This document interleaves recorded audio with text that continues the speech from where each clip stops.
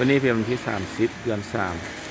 2021สาวนมแขวงแล้วก็เจ้ามาอนามัยอนุสาวรีย์ท่านไกรสอนภูมิวิหารของแขงไกรสมบูรณ์คนเขาหลายคนเนาะเป็น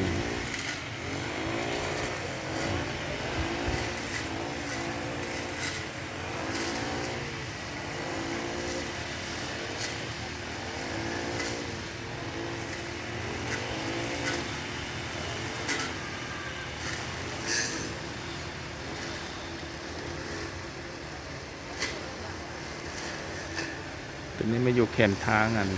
ทางเขาไฟฟ้าบริษัทไฟฟ้าลาวสาขาแขงไกรสมบูรณ์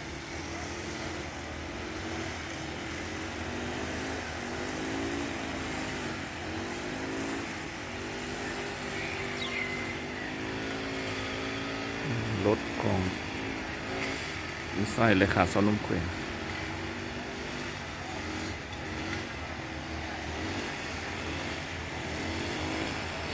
อันนี้อาจจะเป็น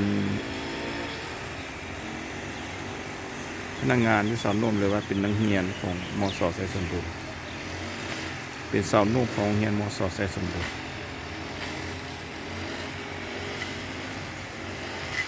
นี่บรรดาหน่วยสาวนมอ้อมข้างแขง